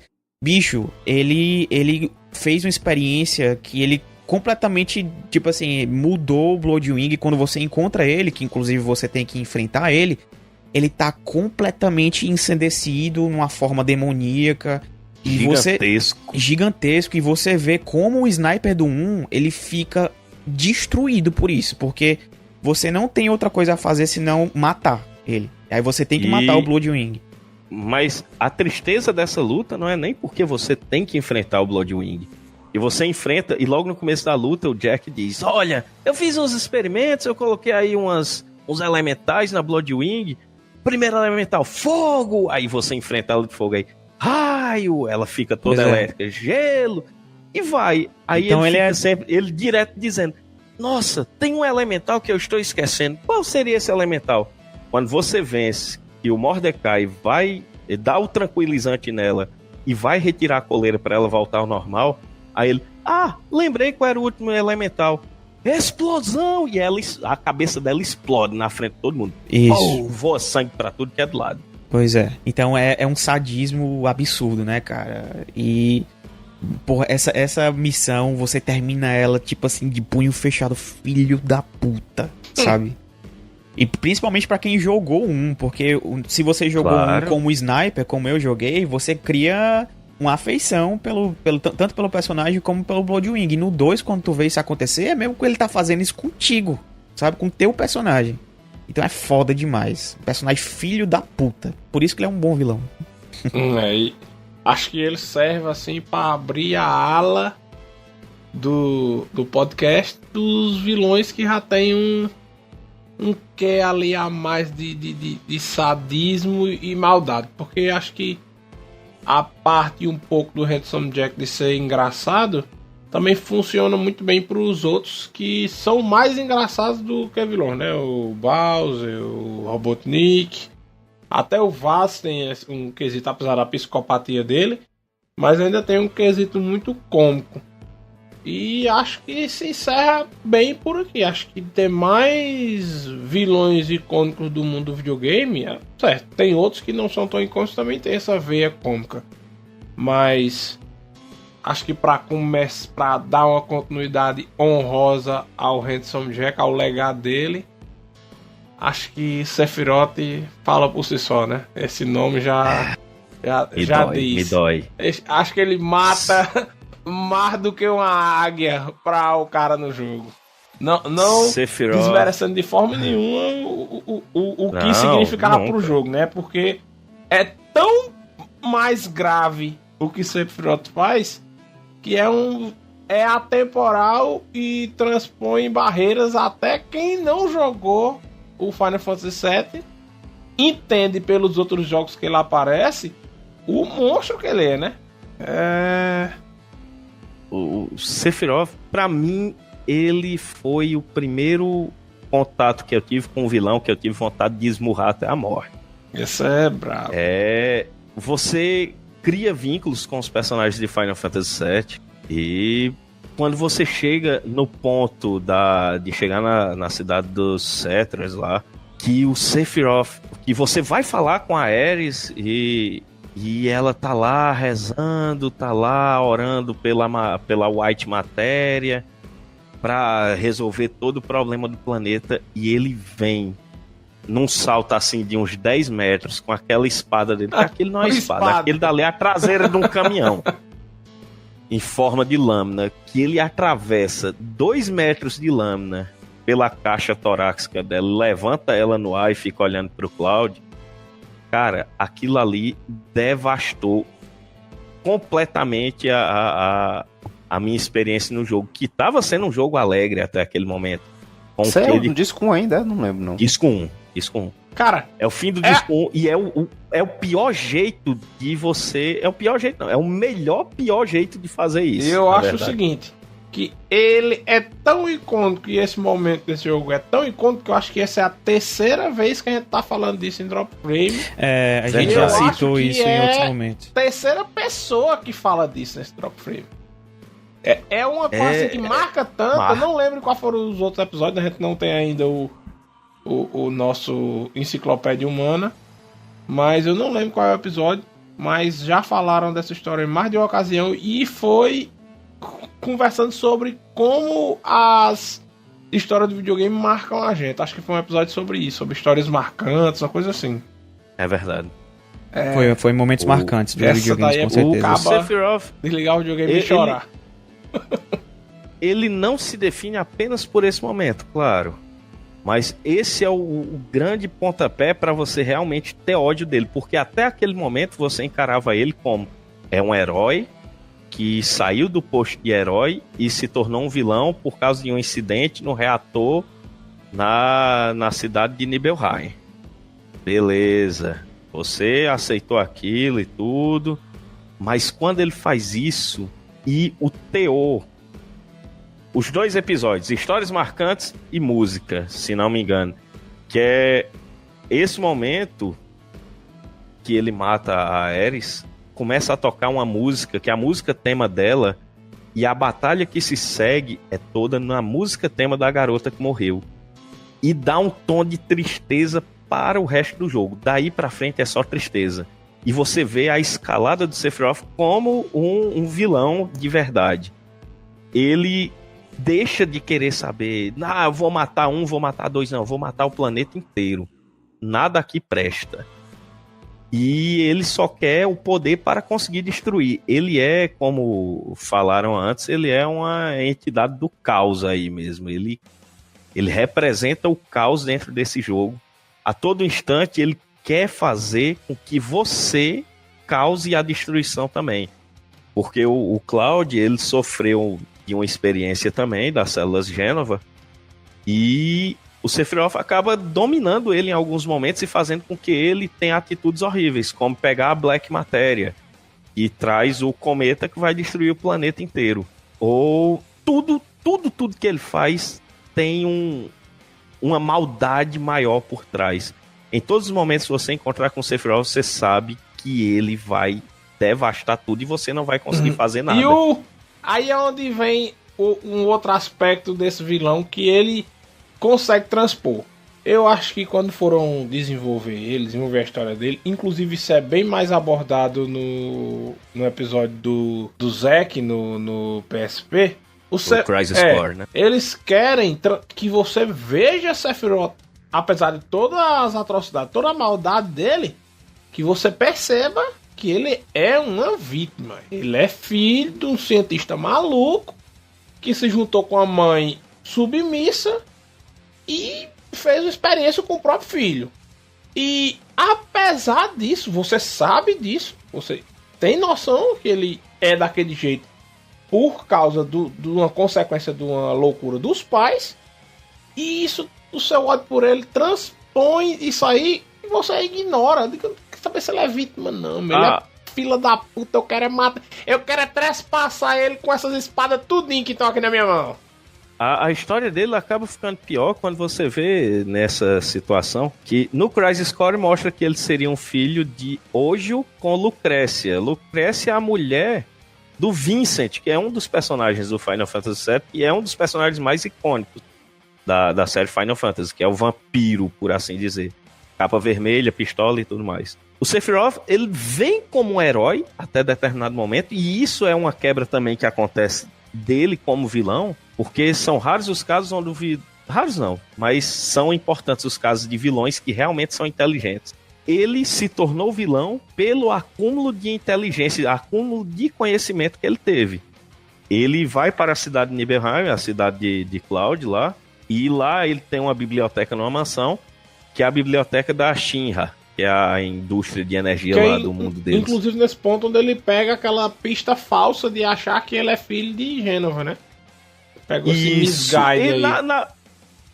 Ele acha que é filho de Gênova, ele sabe que é filho de Gênova, por quê? Porque o jeito que ele foi criado foram com as células de Gênova. Ele realmente é um filho de Gênova. Assim como Cloud é um filho de Gênova. E Zack também, consequentemente. Todos que estiveram envolvidos na experiência, né? Do reator, no incidente do reator e foram pegos por hoje, acabaram sofrendo com isso. Mas o caso dele é especial porque ele realmente descobre que ele não tem uma família, ele não é nada, ele foi criado. Ele não é considerado nenhum humano, por assim dizer. E quanto mais conhecimento ele consegue, mais louco ele fica. Só que, junto com esse conhecimento, ele conseguiu um conhecimento que não era para ter conseguido. Ele começa a saber como funcionam as matérias, como funciona o Life Stream, que é a força vital do planeta, e ele quer usar isso para destruir todos aqueles que enganaram a ele todo esse tempo. No caso, a raça humana inteira. Pouco ambicioso, né? Esse personagem, ele se tornou o garoto propaganda da série Final Fantasy por muito tempo. Até hoje, né? Inclusive, nesses jogos de luta aí do Dissidia. Sim. Geralmente tá nos trailers em grande destaque. Muita gente até considera ele o maior vilão da franquia Final Fantasy, mas tem gente que discorda e diz que é o Kefka, né, do 6. Cara. Houve uma votação no Japão e nos Estados Unidos na época sobre essa questão de maiores vilões de todos os tempos, e ele ficou em primeiro lugar empatado com Darth Vader nos dois países. Mas eu acho o seguinte, eu acho que apesar do Sephiroth ter dado um passo muito próximo desse abismo aí, ele nunca chegou no ponto do Kefka. Eu acho que ele não é tão marcante, né? Não é da mesma época, é de outra plataforma, é outro tempo, é outro Final Fantasy, é um mundo completamente diferente, que não existe, não tinha como. Acho que a questão do fotorrealismo, a questão dos gráficos, não deixavam as pessoas que estavam jogando naquela época perceber o tanto que o Kefka era pior do que o Sephiroth. Ele é pior, tanto que ele é aquele vilão que é o Puppet Master, né? Você passa o jogo todinho, basicamente, sem saber que é ele que tá orquestrando tudo aquilo que tá dando errado, pra quando você descobre, ele é um deus, ele é tão ruim, tão satânico que ele se transforma numa entidade, tipo um deus na verdade, e ele acaba na com verdade, tudo, né? Ele acaba com tanto tudo. Ele quanto o Sephiroth se transformam em anjos. É muito sádico, é muito cruel. O Kefka é satânico demais. Agora o Sephiroth, ele marca mais de maldade pelo lado que você tem você se identifica mais, apesar de que a Terra dos 6 é um personagem que você consegue se relacionar muito bem, mas os personagens do Final Fantasy VII são mais fáceis de você se pôr no lugar, tanto pelo gráfico como pelo, acho que a geração que jogou esse jogo, eu não sei. Até a temática, por ser um Final Fantasy que tinha uma temática mais moderna, apesar do 6 ter a questão das armaduras lá e tudo, os robozinhos que eles usavam, mas o 7 ele abordava temas que eram mais plausíveis para o mundo real. Abordava temas como exploração sexual, drogas, violência doméstica, família. Era muita coisa assim que dava para se relacionar no mundo real, e o drama do próprio Sephiroth, que é um drama, para ele é um drama familiar, por assim dizer, você acaba entendendo como ele chegou ao nível de loucura, mas você não pode aceitar aquele nível de loucura. É isso mesmo que eu tava dizendo, né? O Sephiroth, ele é um personagem que ele é uma vítima do que aconteceu com ele. Ele não é o culpado de estar daquele jeito, de ser aquilo, porque ele não escolheu, né? Foi uma coisa que veio pelo poder de outro. Mas ele é tão ruim, ele é tão malvado, ele faz umas coisas assim, que fogem tanto do espectro, que independente dele ser a vítima, você só enxerga ele como vilão. Você você não consegue colocar o Sephiroth como uma vítima. Você não consegue se colocar no lugar dele, ter empatia por ele. Você quer que ele se foda. Você quer derrotar ele. É tanto que eu, que não tenho uma experiência muito profunda com Final Fantasy VII, mas tenho com o Crisis Core, eu conheço a parte da história de Sephiroth do Crisis Core, né? Que é mais o começo da história, né? Como chegou ao que ele é no Final Fantasy VII. E era pra mim ter mais empatia do que quem só jogou o 7.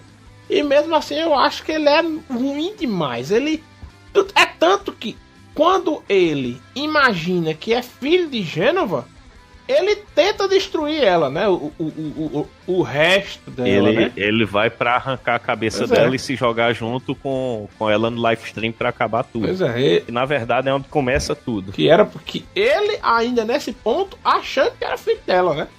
Olha o nível de loucura, de psicopatia e maldade. Porque ela também não tem controle sobre o que aconteceu com ele. Ela foi um instrumento. Ela é uma criatura celestial que caiu aí com um meteoro, e a galera explora as células dela. E agora ele desenvolveu o ódio que ele tem por ela, pura e simplesmente ele também ser uma ferramenta. E você, uma ferramenta querer destruir outra ferramenta, corre um pouco assim. Foge o racional. Ele é bem loucão nessas coisas assim. Ele é um vilão um pouco insano. Ele tem um traço que eu acho bem interessante, que tanto o filme Advent Children quanto o Kingdom Hearts 2, que querendo ou não, ele está lá, mas os dois eles corroboram no mesmo ponto, que após a morte do Sephiroth no Final Fantasy VII original, ele não morreu de verdade. Enquanto existir células Gênova, existe uma possibilidade dele retornar. Como seria isso? O ódio que ele tem pelo Cloud. Por que pelo Cloud em específico? Porque Cloud foi a única pessoa que conseguiu ferir ele em vida. Cloud foi a única pessoa que conseguiu chegar perto dele, de tão forte que ele sempre foi. E sempre que o Cloud tem uma depressão, que o Cloud é um personagem depressivo por si só, que ele deixa o lado negro dele aflorar, existe uma possibilidade do Sephiroth retornar à vida. Só por causa disso, só porque algo ruim está acontecendo com alguém que tem a célula Gênova. No Advent Children, o Kadaj, que é o vilão principal, por assim dizer, ele consegue a cabeça de Gênova, que Sephiroth tentou destruir, e quando ele se junta a essa cabeça, ele automaticamente se transforma em Sephiroth. As células Gênova se comunicam entre si e toda a memória de Sephiroth está nessas células. Então, independente do que acontecer, Cloud enquanto ele estiver vivo, ele não pode se entregar ao lado negro da força, por assim dizer, porque existe um grande risco dele mesmo se transformar no Sephiroth. É um vilão que já chega naquela borda da deidade. You think you can keep up with me? I've got you now, Tails. Bom, outro vilão muito icônico e que ele marca muito pelo modo como ele manipula você durante o jogo e durante a história, durante a narrativa, é o Frank Fontaine, né, do BioShock. Que à medida que você vai jogando, você tem sempre alguém que tá lhe aconselhando, lhe ajudando, você não sabe exatamente quem é essa pessoa. Assim que você chega em Rapture, né? Porque o começo do jogo, pra quem não jogou, um avião cai. Quando esse avião cai no mar, você alcança uma torre que existe bem próximo do local onde o avião caiu. E essa torre é o acesso, é o que dá acesso ao Rapture, né? Você vai descobrir que é uma cidade subterrânea que foi construída, foi idealizada por uma pessoa que queria criar uma utopia no fundo do mar, né? Que basicamente ele fez uma cidade subterrânea, uma megalópole, onde o que predomina é o livre mercado e que o principal pensamento dele por trás dessa cidade é que não há reis e não há deuses, apenas homens, né? Só que você vai evoluindo na história do jogo e você tem sempre essa figura amiga que tá te ajudando e dizendo o que você deve fazer para sobreviver. E à medida que você vai conhecendo a história de Rapture, você vai entendendo quem você deve enfrentar, quem é o seu inimigo final, o que ele tá fazendo e o que aconteceu com aquela cidade que durante um bom tempo ela foi uma cidade harmônica, pacífica, só que por algum motivo algo deu errado e quando você chega lá já tá tudo destruído, tá tudo decadente, tem um monte de gente maluca com poderes estranhos nas ruas e são seus inimigos ao longo do jogo inteiro, né? Então esse cara que vai te ajudando, que você conhece ele primeiramente como a figura do Atlas, ele parece ser um líder carismático que está ajudando as pessoas a sobrepor o poder que existe em Rapture, né? Que fez a cidade, que criou a cidade e fez a cidade entrar em decadência. E aí você tá sempre conversando com ele, você atinge um objetivo do jogo, ele fala qual é o próximo. Ele te diz por que você tá fazendo aquilo, o que você deve fazer em seguida. E aí você vai conhecendo mais e mais do jogo. E o que acontece é que quando você vai chegando próximo do final, que você enfrenta o criador da cidade, né? Acho que é Jack o nome dele, se eu bem me lembro. Você vai conversar com ele. E o que você percebe é que você nada mais era do que uma ferramenta nas mãos desse cara que se intitulava Atlas. Porque na luta com o criador, que na verdade não chega nem a ser a luta, quando você encontra o criador de BioShock, ele fala, você por acaso acha familiar essa frase "Would you kindly", que a tradução é tipo, você poderia gentilmente fazer algo, né? Tipo, "Would you kindly do that?" Aí o que ele lhe mostra nesse diálogo é que você nada mais é do que uma ferramenta. Você está sendo usado com um propósito, né? Ele mostra pra você que essa frasezinha que tá presente no jogo inteiro e você não percebeu, e esse é o plot twist do jogo, né? Sinto muito pra quem não jogou, mas é um jogo já muito antigo. O plot twist do jogo é que existe uma frase que foi implantada na cabeça do seu protagonista, que toda vez que ela é utilizada, quando essa frase "Would you kindly" é usado antes de alguma ação, você é obrigado a fazer. Você está programado, como se você tivesse programado mentalmente a obedecer aquela ordem, né? E o criador de Rapture, ele prova isso da maneira mais dramática possível, né? Ele fala assim, would you kindly kill me? Tipo assim, você poderia me matar? E você mata ele. Quando o cara usa essa frase, essa palavra-chave, você mata ele. Você perde o controle e mata ele. Mesmo que você não quisesse, o protagonista vai e faz isso. Aí é nesse momento que se revela que o Atlas, na verdade, é o Frank Fontaine, né? Que ele nada mais era do que um contrabandista que ficou muito rico dentro de Rapture.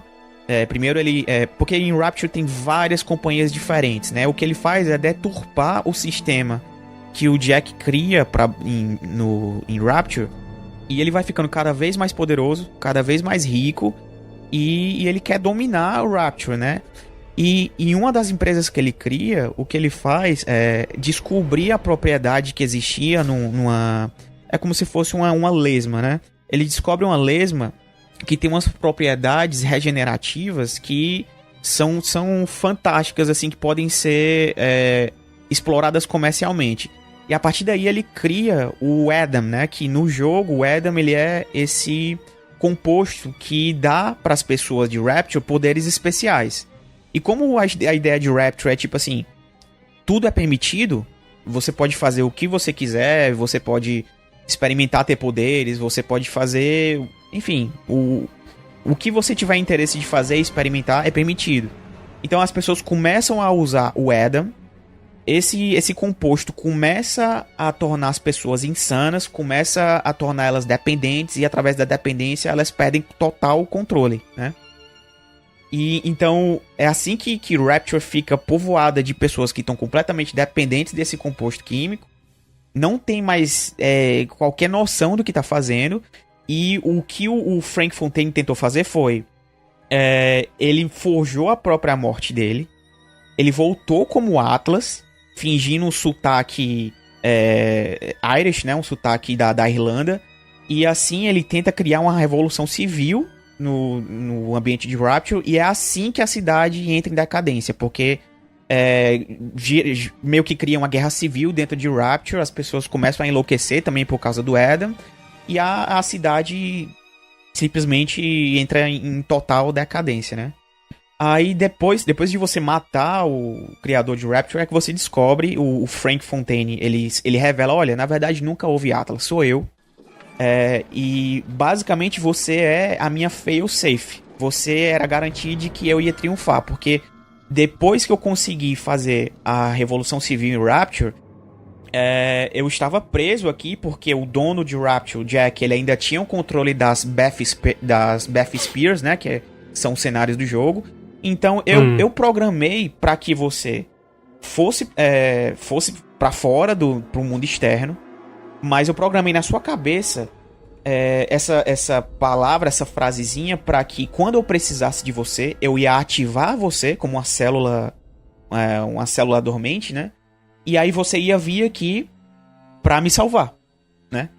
E é isso que ele faz. O começo do jogo é muito massa, porque à medida que você vai descobrindo, você vai entendendo o começo do jogo. Na verdade, o avião caiu porque você derrubou. Durante o voo, você tem uma carta, e essa carta, tipo assim, tem falando, would you kindly open it na coordenada tal. Então, tipo assim, basicamente, dizia pra você abrir a carta na coordenada tal, num tempo tal, e quando você faz isso, você perde o controle, você é obrigado a derrubar o avião, você derruba, e você cai na entrada de Rapture, né?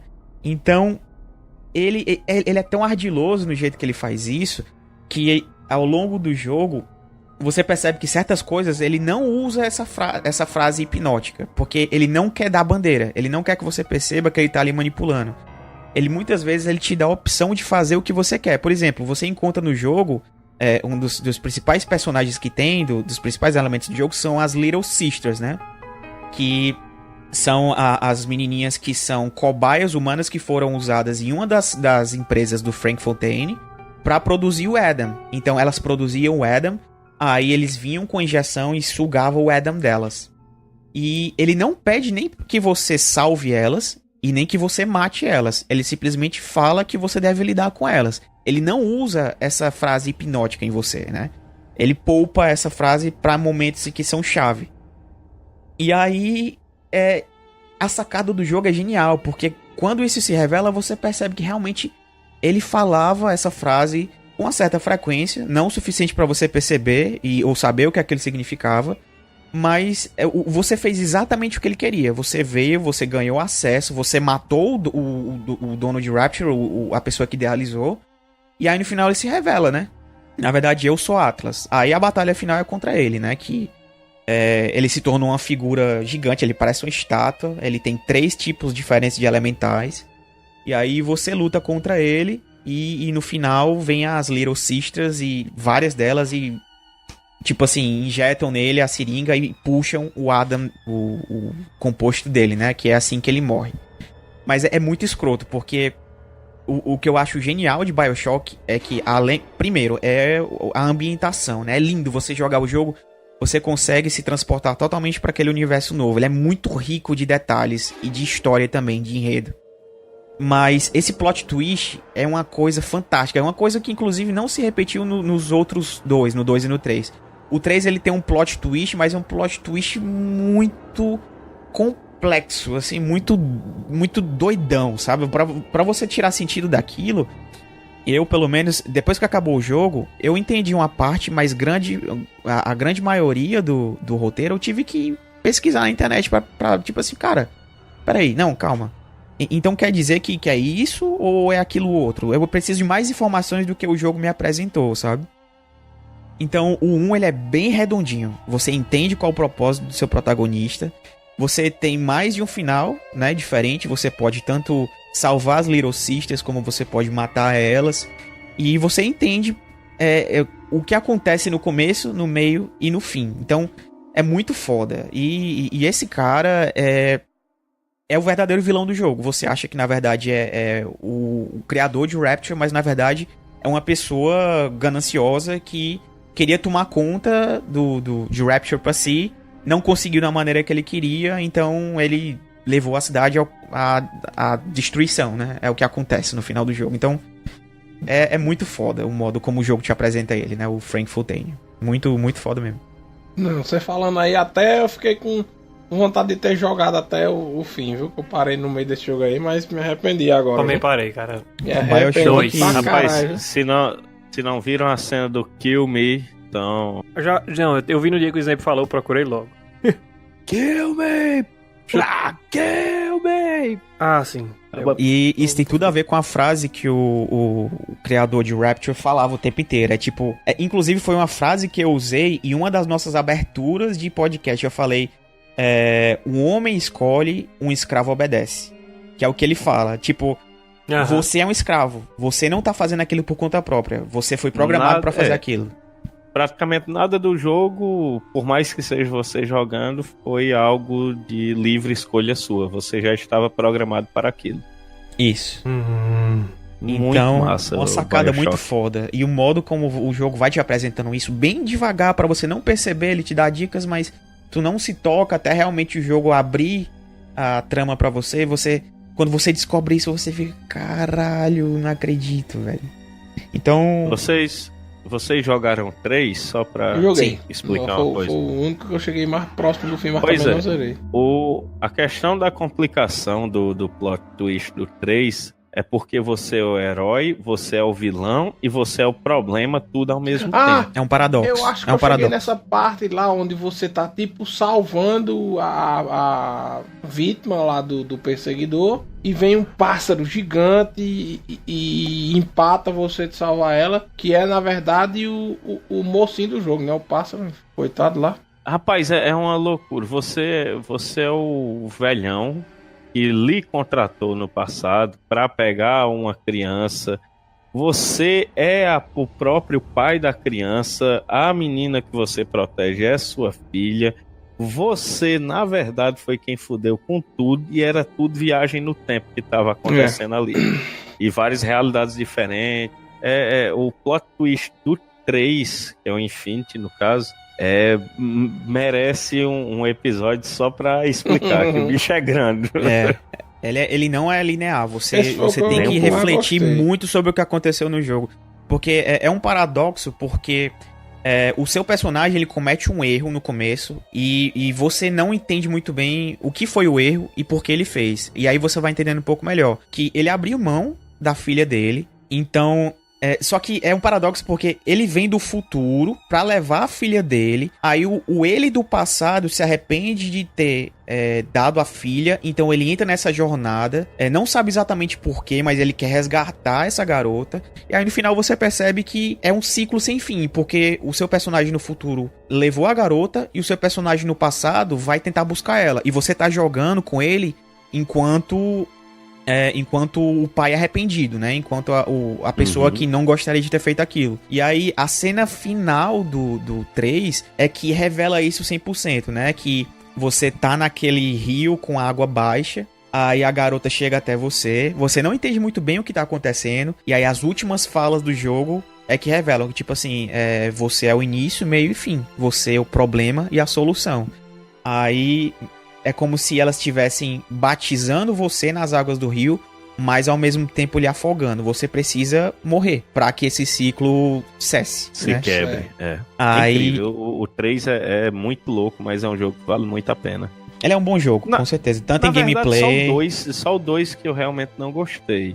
acho que é unanimidade. O 2, ele é... O 2 é do time B da empresa. Isso, exatamente. O 2, ele Rapaz, ele deve ser tenta do pegar time os elementos D do da 1. empresa.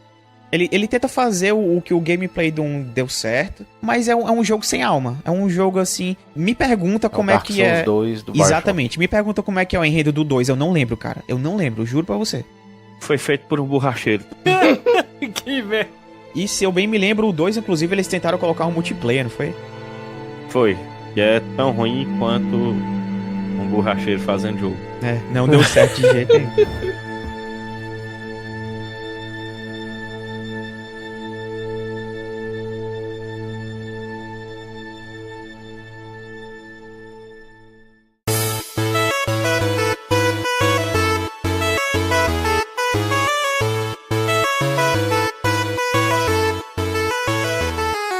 Bom, galera, então é isso aí. Espero que vocês tenham gostado do episódio. A gente queria falar mais, porém, como... a sonoplastia é feita em loco, né?